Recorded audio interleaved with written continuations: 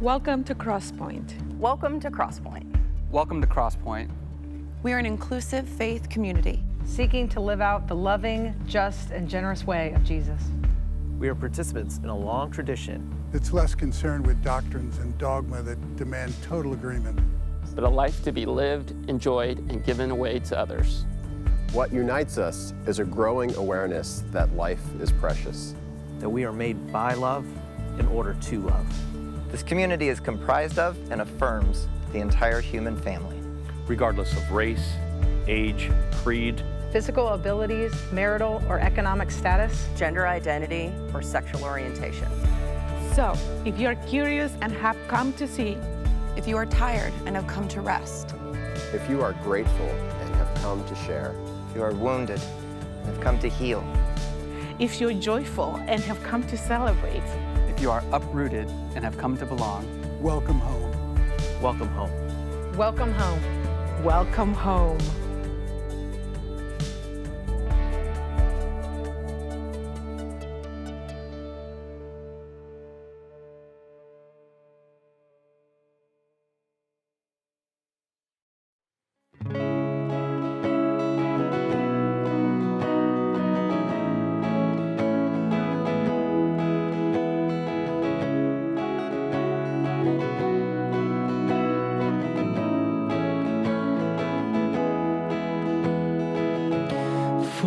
Spoke a word, you were singing over me.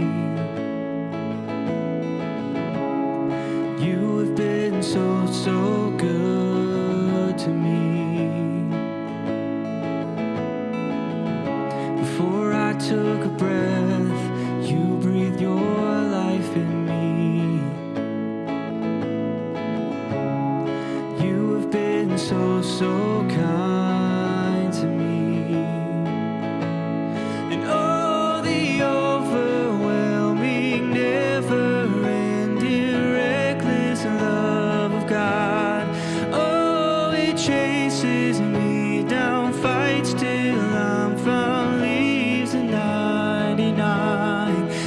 Couldn't earn it, I don't deserve it, still you give yourself away. Oh, the overwhelming, never-ending, reckless love of God.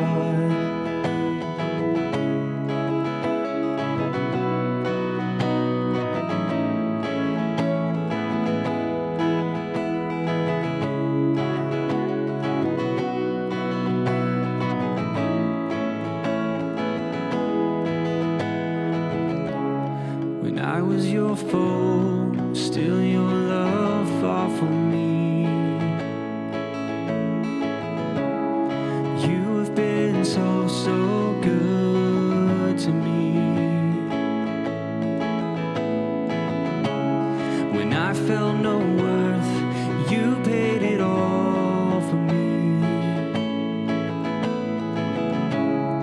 You have been so, so kind to me.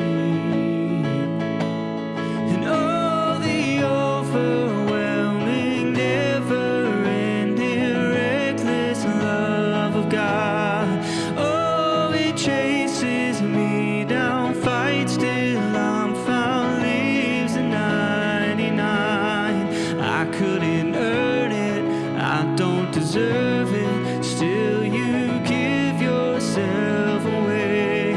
Oh, the overwhelming, never-ending, reckless love of God.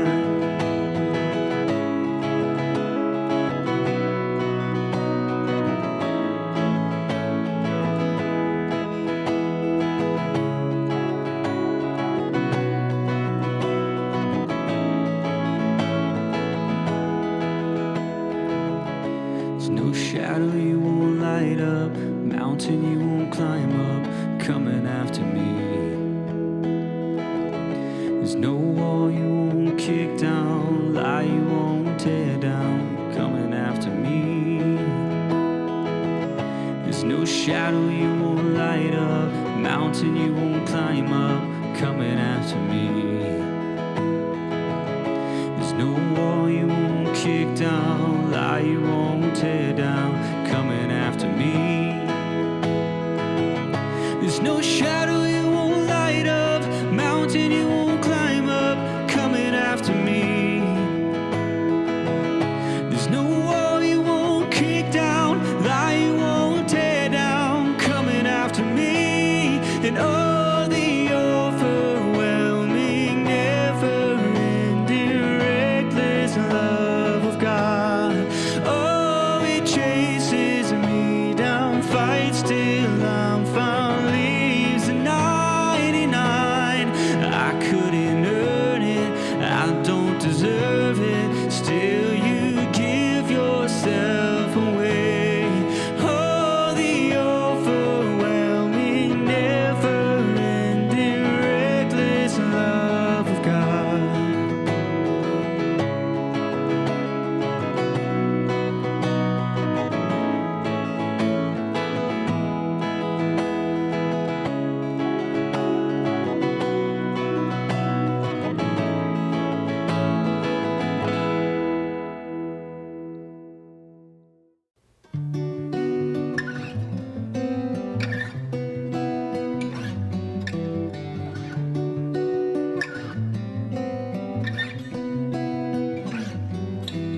Fear is a master of disguise, a chameleon shrouded in lies, answering to many names, deftly plays our religious games. Oh,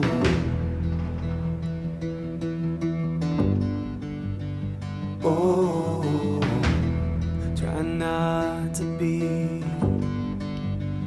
Oh, anxious about it.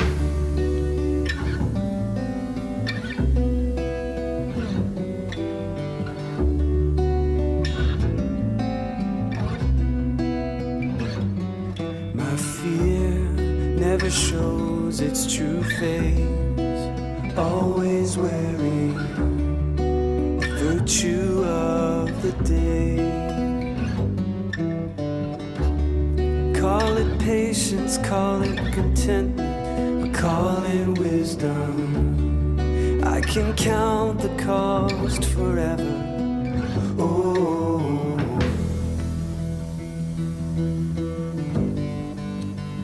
oh, what decides? Oh, the truth about a life.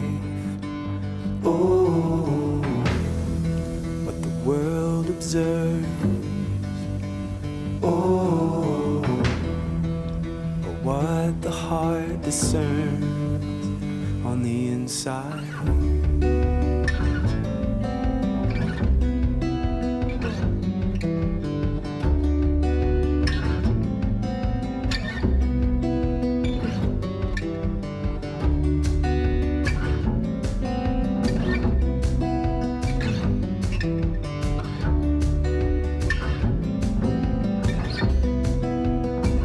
Shine your light.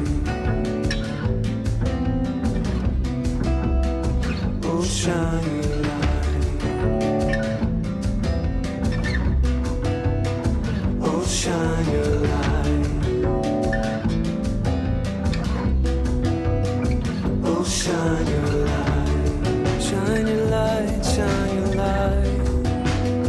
Oh, shine your light into my darkness.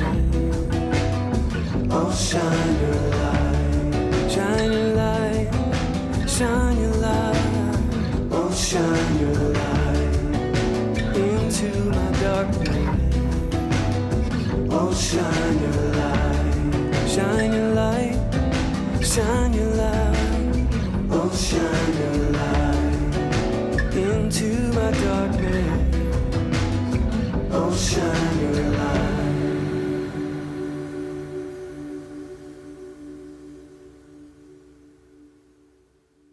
Hey Crosspoint, I wanted to make sure and let you know about a few things coming up. First of all, we will not be having an in-person Sunday morning gathering next Sunday, July 3rd. However, we will definitely still be online with the service premiering as normal at 10 a.m. Eastern on Sunday morning, July 3rd, and then on demand after that. But we will not be having an in-person gathering next Sunday morning. Now, we'll get back into our typical in-person gathering rhythm the following week after that, but with the holiday weekend and so many people traveling and the chaos that causes for volunteers, especially all those who work with our kids, we just decided, you know what? I think it's best if we just go back to online only for that one particular Sunday. So if you participate exclusively online, then nothing changes at all for you. But if you participate in person, then you're going to want to make sure to join online next week on July 3rd, because if you go to the building on Sunday morning, nobody's going to be there. Next, if you're local to the North Carolina area, I want to make sure that you know about an outing that we're having this Thursday evening, June 30th at USA Baseball. We're incredibly fortunate to have such an incredible facility like the USA Baseball Complex right around the corner from our campus. And they've generously offered free tickets to the Crosspointe community for their upcoming Stars and Stripes game that happens this Thursday night. Again, June 30th. Now, we do have a limited number of tickets left. So if you're interested, I'd encourage you to go to crosspoint.org/baseball.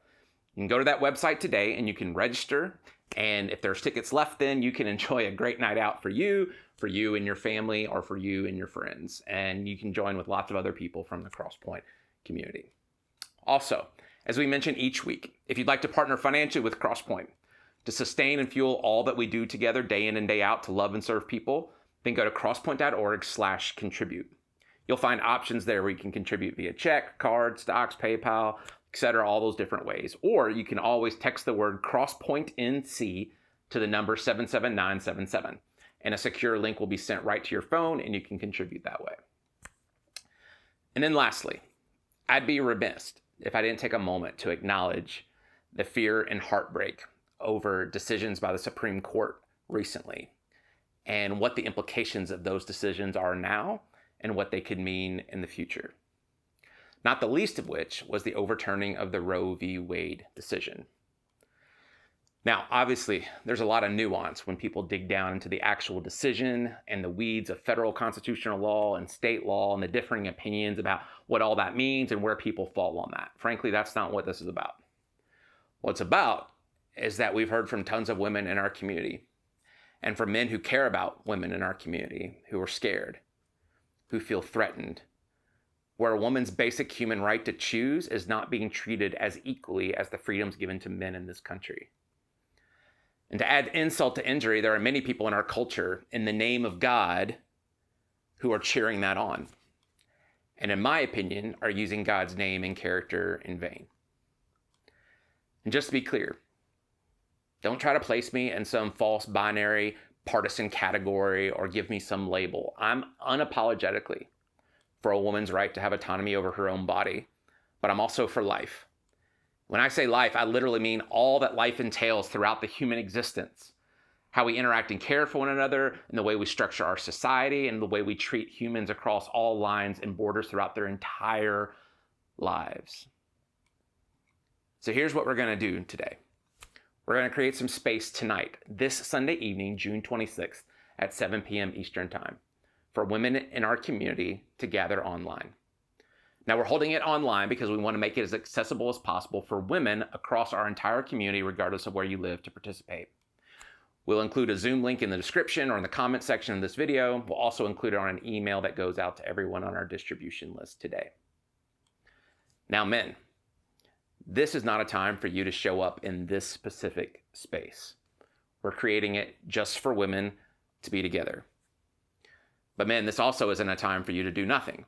I want to encourage you to listen, and listen a lot, and listen with compassion, and stand with women who feel threatened and scared and who are angry, and stand with them privately and publicly, and ask how you can best support them. So as always, Crosspoint, thanks for being you, for participating in this community, and believing that we can do more and love more and have a greater impact together with our lives and our resources and our love and our voices than any of us can do by ourselves. You're loved.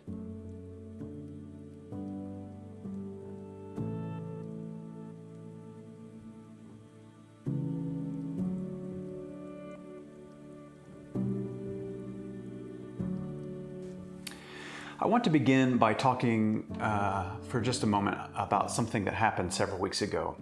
Just days after the mass shooting tragedy in Texas, one of our church's action steps was contacting our senators here in North Carolina, or wherever you watch from, to keep applying respectful pressure until leaders get some meaningful, sensible gun reform in place. So if you weren't part of that, we actually called and emailed our North Carolina senators during the service. And many of you did it again and again in the days and weeks that followed. This past week, some legislation has moved forward, and it's being hailed as potentially the most significant new federal gun safety measure in decades.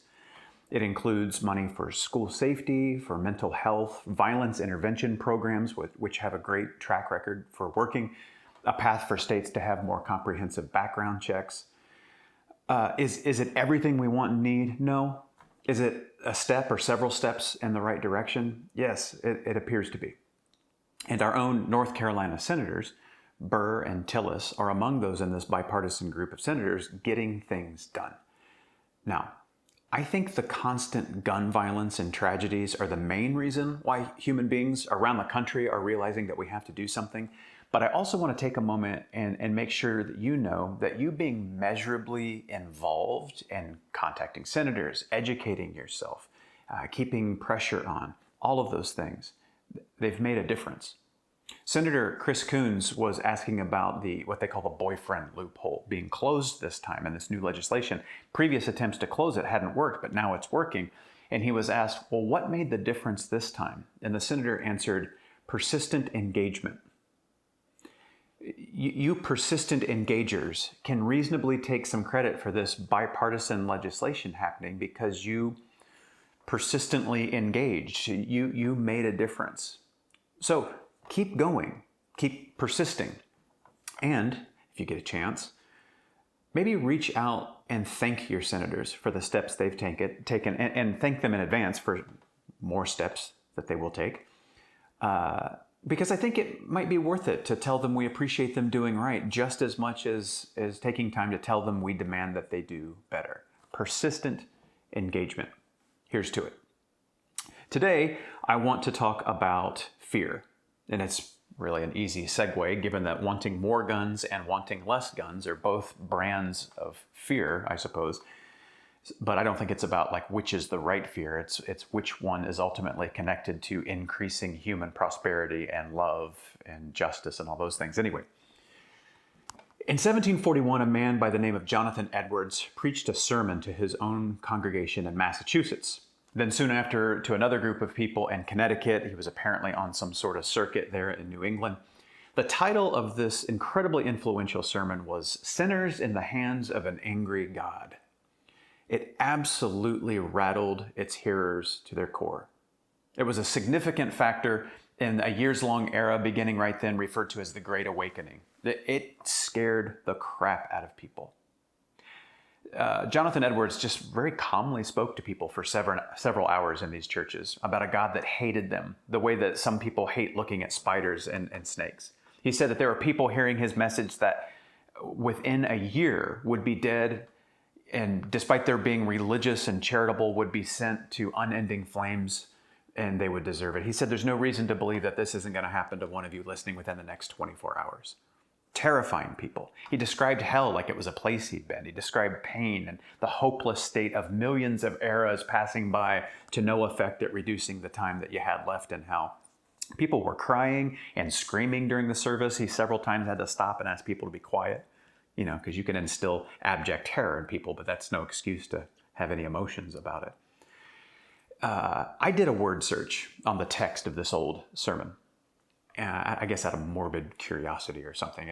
And it turns out that this iconic sermon, maybe the most influential sermon in American history, uses God, the term. It's a generic term. You can make it mean anything. You can put it on currency. You can apply it to rock gods. The word God pops up 147 times. Wrath, 52 times. God's love twice, but both times it's contrasted with something so opposite to love that to me it cancels out the love, in my opinion. Most significantly, this Christian preacher mentions Jesus in this famous, influential sermon 0 times. He mentions serpents 3 times. and doesn't see fit to mention Jesus even once. Like I said, hugely influential sermon and movement. These terrified people and the pastors that started to gather around this, these are the headwaters of the modern evangelical movement. But let's ask ourselves, for all of its influence, did it work? Did it have the power to instill lasting devotion to the God of the Great Awakening? Ask it this way. Did the U.S. become a more loving place after that in the 17 and 1800s? More peaceful, less violent, more dedicated to human dignity, more righteous and honest and wise? Well, here's one metric. Pew Research measures religiosity in the U.S., and it's based on data points collected from people by asking you questions like, how important is your religion to you? How often do you attend church weekly? Do you pray daily? How sure are you that God exists? Lots of questions like that. Well, the data has come in, and congratulations, Alabama, you are first in Christian religiosity. North Carolina, by the way, comes in 10th, so high fives, fellow Carolinians. We are still part of the Big Ten Conference. But my question was, what about Massachusetts, the home of Jonathan Edwards and his church, the birthplace of this sermon and this whole movement? Where is Massachusetts on this ranking? 50th of 50. FYI, dead last. So did it work? Well, maybe it's the wrong metric given how much time has passed. Maybe you got to scare people every year or something. I don't know. But on the other hand, you ever notice how the boss who tries to intimidate his employees does actually get immediate results, panicky immediate results, but over the long haul makes those within his power bitter toward him and disinterested in their work and ready to jump on another opportunity as soon as it shows itself? I mean, you might say none of that matters, whether it was successful in the long term or not, because it's the Bible that instructs us to cower in fear in the presence of God. Okay, I don't know how you can instruct someone to have strong emotional reactions, but okay. Then let's, from the Bible, consider this. One time Jesus became illuminated right in front of St. Peter. Moses and Elijah were there. Peter gets completely overwhelmed and he says, Lord, I know what I'm going to do. I'm going to make each of the three of you a tent. And despite his sincerity, Peter was told, shut up, listen, no tents. Another time, Peter sent children away because he didn't want them to bother the Lord. But Jesus put one of these children on his lap and explained to the crowd and to Peter that the kingdom belongs to children, to such as these. Sending them away is completely wrong. Another time, Peter was involved in sending hungry people to go feed themselves. And Jesus contradicted all of that and said, no, you feed them, and then did the multiplication of the loaves and fishes. You know that story. Another time, Peter told his master, his teacher, that he was wrong about his own looming crucifixion. It says that Peter rebuked Jesus for saying that he was going to be murdered by the state. And so Jesus responded to Peter by calling his friend Peter Satan and said, get behind me and stop getting in front of me. Another time, when Jesus was being arrested, Peter lunged forward and tried to decapitate one of the arresting officers to, protect the Son of God, like you do. Jesus told him, put your sword away. That's not what this movement is about. And he went and he healed the officer. Another time, Peter puffs his chest out and he says, Jesus, I will never leave your side. And Jesus said, actually, when the rooster crows the third time, you'll already know that what you just said is false. Another time, Jesus asked Peter who he thought Jesus was, and Peter's response was, you are the Christ, the Son of the living God. And Jesus was like, hey, you actually got that one right. But the reason you got that one right is because the Spirit of God revealed that to you. So God gave you the answer. You cheated. So this is Peter, St. Peter, who sort of is a substitute for you and I. He's sincere, but he's wobbly, and he's always wrong about people and himself and God. Peter's job in the Gospels is almost like to be wrong. That's like his character's role. So what happens when he first encounters Jesus? He's got no experience with Jesus' teaching. Well, Jesus does this miracle for him and the other fishermen. He gives him this record-breaking catch of fish right there in the beginning of the Gospel, Luke chapter 5. It says, when Simon Peter saw this big catch of fish, he fell at Jesus' knees and said, go away from me, Lord, I am a sinful man. If you knew who I was, you wouldn't be nice to me. He's completely overwhelmed by the power and goodness of Jesus. He's overwhelmed with shame and fear and his own sense of inadequacy. And Jesus responds, don't be afraid, and invites Peter into the ministry. Peter gets everything wrong in the Gospels. Everything, every instinct he has about God, himself, others, what's going to happen next, is always and even comedically wrong. So why would we think that Peter got this thing right? Being afraid of God, being afraid of Jesus, being afraid of the Spirit who actually knows us and who we are and still, of course, loves us. Why do we think that he got this thing right? And if we do think that this one thing is the thing he happened to get right, then why did Jesus correct it and tell him, no, don't be afraid? You see, you cannot be afraid of someone and trust them. You can't be afraid of someone and love them. You can't. Basic psychology shows us that to the degree that we're afraid is the degree to which we start to prioritize our own well-being. When you feel fear, your awareness shrinks to whatever affects you and yours. Well, we already have this problem. So why would God step into it and say, well, let's intensify that problem. Let's take the problem that you have with everything, that root cause to all of your problems, and make me your ultimate fear. Why would Jesus say that the love of God and neighbor is the whole deal, but to live in abject fear of what God is going to do to you if you come to the wrong conclusion about God or mess up or forget to apologize correctly? That's really the bottom line.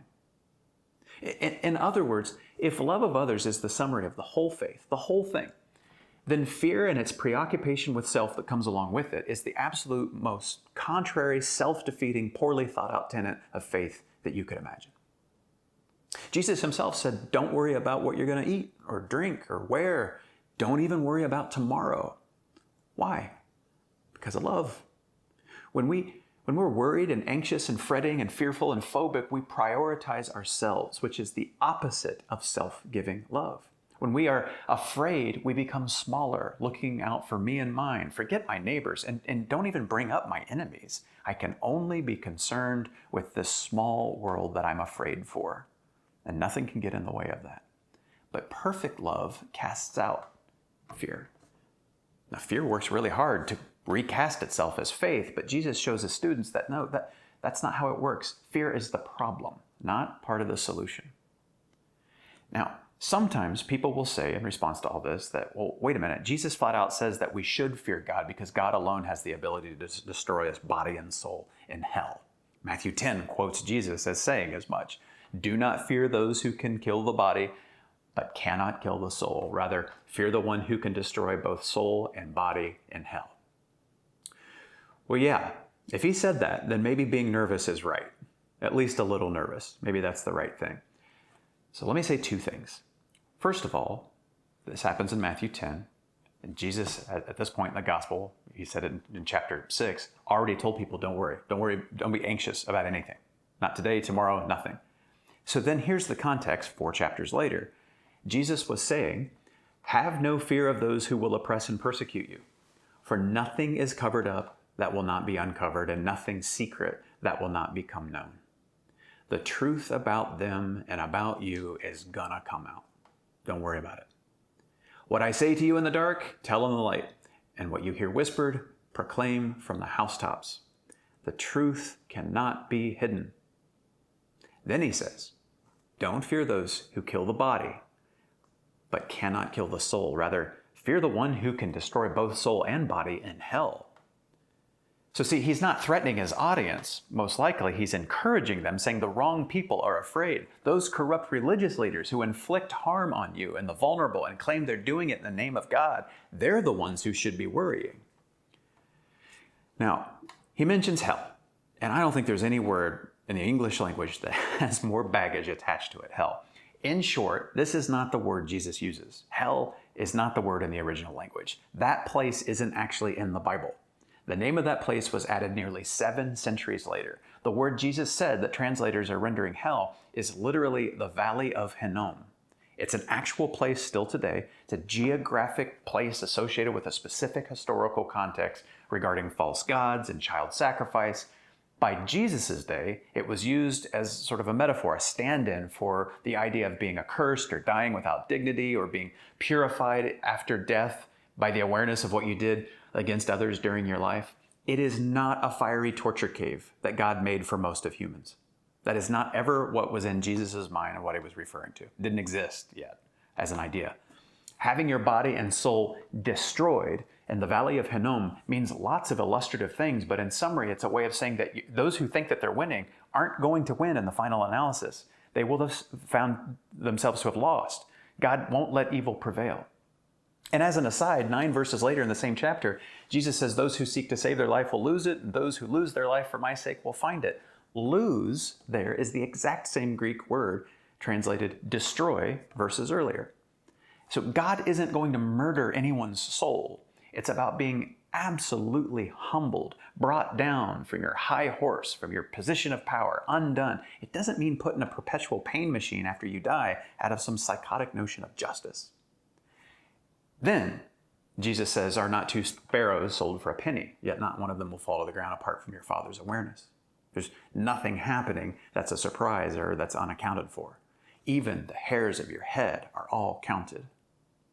So, don't be afraid. You're more valuable than many birds. Don't be afraid. So don't live in fear of the people who are being ugly. If anyone had power to be afraid of, you should be afraid of the one who actually has the power to humble, arrogant, evil, powerful people to their core. And then 2 sentences later says, and don't even be afraid of him. Not even God. Because you're more valuable than birds, and birds have no reason to be scared of God. God loves birds. In Jesus' words, I can hear him saying, your oppressors are the ones who are afraid. They're afraid of you. That's why they're causing you problems. That's why they want to hurt you. They fear you. You are invited to not be afraid, but to be at peace and radiate kindness and justice and love, and in so doing, be in step with the divine as participants in the solution, not the problem. Jesus doesn't prescribe fear. He prescribes deep, embodied love, justice, and peace. No matter what the world's throwing at you, only false gods and power brokers deal in the currency of fear because it's an easy and cheap and lazy way of gaining temporary control of people. I mean, look at our world. Consider it through this lens. Everything gets weighed down and constricted and ruined by fear. People are afraid of people who don't look like them. They're afraid of being taken from. They're afraid of being misunderstood. They're afraid of not having enough. They're afraid of not being enough. They're afraid of the future. They're afraid of the past. They are afraid that others are coming. They're afraid that the wrong people are going to win. They're afraid of their own bodies. They're afraid of their sexuality and other people's sexuality. They're afraid of being vulnerable. They're afraid of their own actual beliefs and their secret internal disbeliefs. They're afraid of the known. They're afraid of the unknown. They are afraid of being wrong. They're afraid of being alone. They are afraid of the news. They're afraid of other people's news. They are afraid of gods. They're afraid of devils. They're afraid of people who tell them not to be afraid of gods and devils. I mean, the list goes on and on and on, the things that we have always been afraid of. And all these fears get exploited by leaders who stay in power by scaring us into choosing common enemies, by staying afraid. And all these fears are exploited by media outlets who aim their stories at our amygdala, our fear centers, because, well, if we're afraid, we can't look away, and we'll buy the stuff in the commercials between segments. And all these fears get turned into ways for our spiritual leaders to concoct stories of the coming wrath and divine retribution, so the audience listening to that will stay involved. So imagine Jesus, knowing all this, stepping into this world and saying, okay, fraidy cats, new thing to add to your list of terrors, me and my dad. Be afraid and feel fear about your pasts, and maybe if you get your prayers spoken and your theology worked out, we'll count your terror as devotion. Who knows? You'll find out at the end of the world. No. He comes and says, don't be afraid. Perfect love casts out fear. He really does. He really offers peace in a world that wants us to be scared of everything and everyone. Peace to you. So listen, some people, they'll hear this, they'll finally hear it, and they'll believe it, and they'll drop their fear of God, of being someday bodily tortured for being a human. They'll drop all of that. And you know what happens right after that? They'll drop their faith. No more belief in God and Jesus or church or any of it. It's all gone. To which I would say, okay, good. Because that's an important step in a new life of clarity and freedom. Because what such a person is waking up to is that they weren't actually following the way of love as much as they were trying to stay out of trouble. They were medicating their fears. So once the fear is removed, there's no need for medication.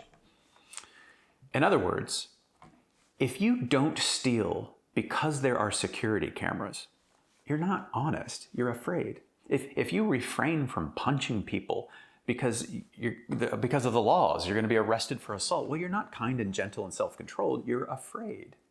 Remove the cameras and the laws about assault, and then you discover what you actually believe, who you really are. And let me state this respectfully, because this has to do with all of us. In this mindset, God, your Lord, is consequences, because it's actually consequences that are determining your actions. Many people call Jesus Lord and sing to Jesus as Lord, but their Lord is their terror over burning skin. That's what actually makes them do or not do things. Remove the fear, and they lose their master.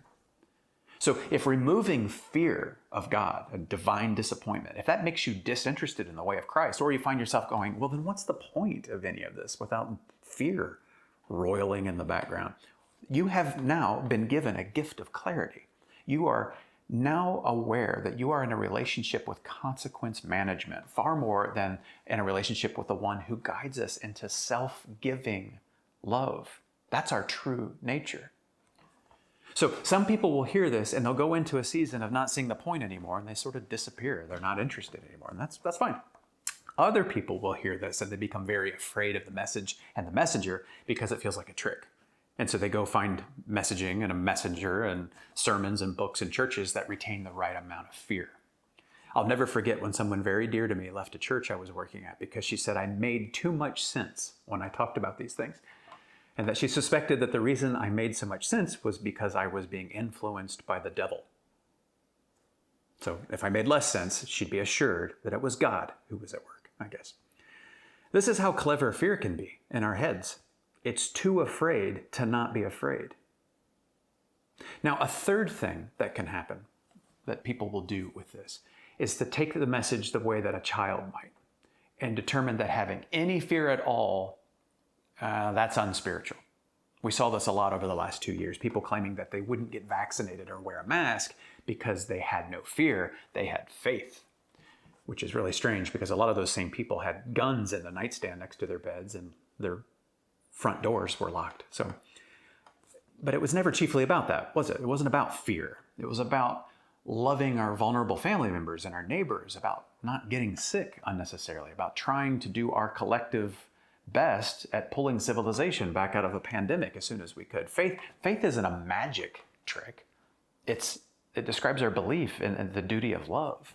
It's childish to think that all concern is an expression of poor faith. Now, a fourth thing that someone might do with this idea of no longer living under the tyranny of fear is to gradually become free themselves, free to be who they are, free to pursue their actual interests apart from a fear of disappointing somebody else's standards, free to disbelieve what they find unbelievable, but free to believe what stirs their hearts, free to love and to make, free to forgive, free to take risks, free to embrace their faith while embracing others from totally different faith traditions, free to live the life they have been given rather than conform to a shape that keeps others from being upset with them or God or draws any difficulty toward them. See, when we stop believing in a vindictive God who hurts those who come to different conclusions, and we stop fearing ourselves and others and reality, because that's the only way we can think to protect our existence, the whole world gets bigger and brighter. Life gets infinitely more enjoyable. And suddenly we see Jesus telling Peter, no, stand up, don't be afraid. That becomes like a hinge point of all of history. And listen, fear is normal, especially as it pertains to a reaction to danger. I'm not talking about danger today. Jesus never had anything to say about responding to danger being bad. Using caution in the face of danger is part of what it means to navigate life.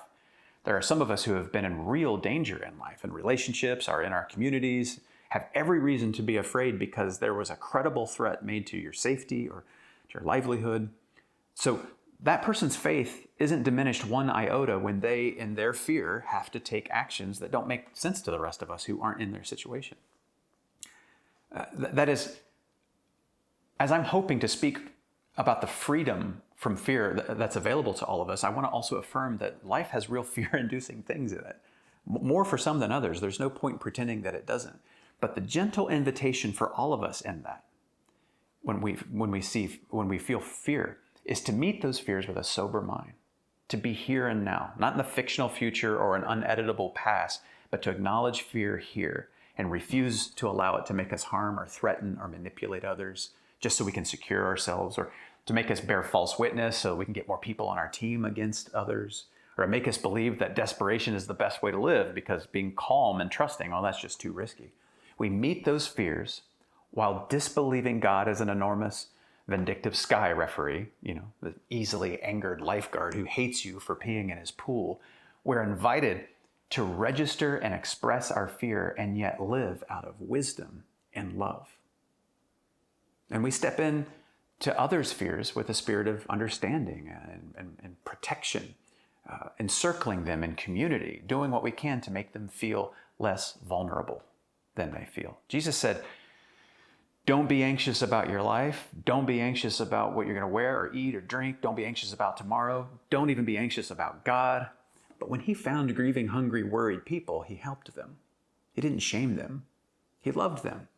So we're all invited to take our cues from that, to let go of our fears while living our lives radiating peace and love into others' lives to help alleviate their fears.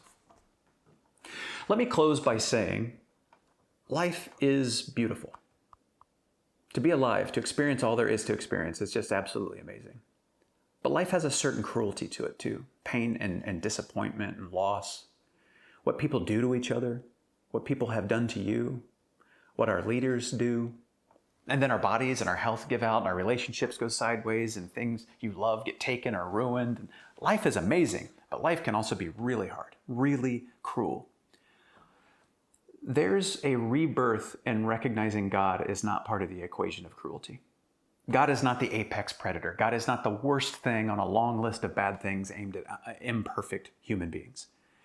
And when we finally wake up to the fact that our fears are misplaced as a child fearing the arms of her loving mother, then a lot of our other fears begin to work themselves out. Peace, wisdom, calm start to flood into the gaps. And working out these fears, the work of not just believing, but disbelieving, well, that's the work we are all doing together. If you are listening to this and you are dogged by fear, that this, maybe even right now, you're afraid this is too good to be true. Someday God, I think, is going to revert to some sort of vindictive monster toward me.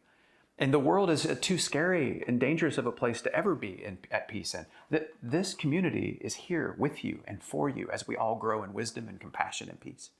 We are in this together, not just for what we believe, but for what we, on the invitation of the same Jesus who corrects the fear of St. Peter and of Jonathan Edwards, what we come to disbelieve. May we come to know the power of love, which counters our fears, and may we really live.